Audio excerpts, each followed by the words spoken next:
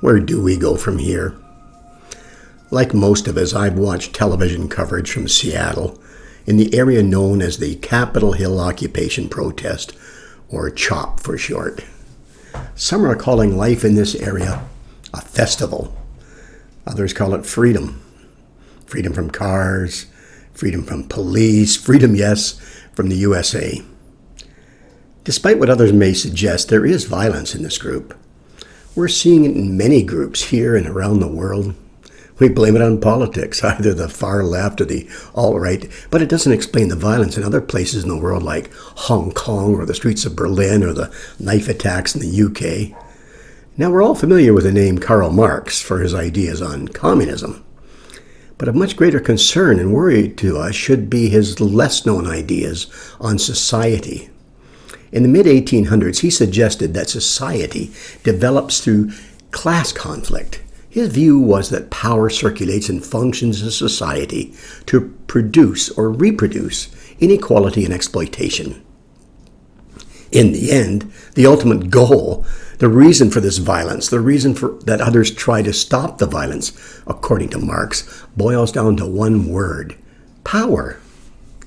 Now, more than a century has passed since Karl Marx died, but his ideas on power as the cause of inequality in society has fomented through teachings by scholars and sociologists, so much so that it's changing worldviews.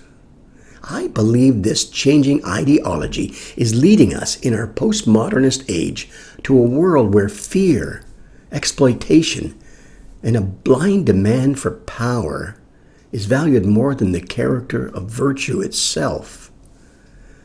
Now, today we see many powerful people, but for Karl Marx, he'd view this as a natural divide in society. He would say there's the powerful and there's the powerless. Today we would tend to use terminology like the oppressed versus the oppressor. Now, as a Christian, I believe oppression of any person to be evil. God identifies with suffering people, and he commands his followers to seek justice on their behalf.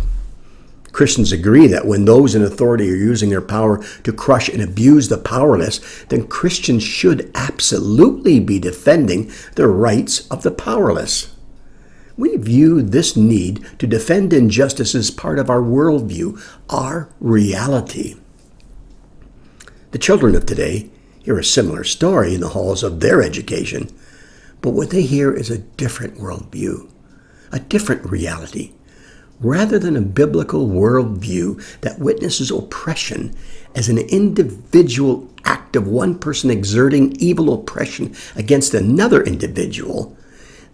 This new technology, on the other hand, views reality through the lens of the power of the group, which divides people into those groups being oppressed and those doing the oppression.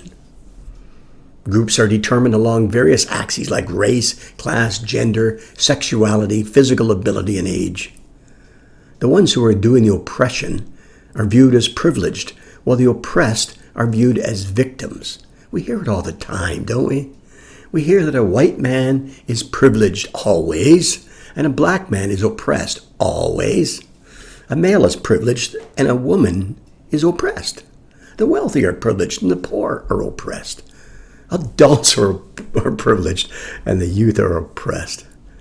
This ideology of division is not a political agenda, and it certainly isn't a religious one. It is a war. It's being carried out against God, our Creator, with all the people in the world moved like giant pawns on a giant chessboard. This ideology, it has a name. We call it critical theory. So join me now over the next few weeks as I expand on this topic and explain how it is determined to change your way of life. Yes, where do we go from here? See you next week. Bye for now.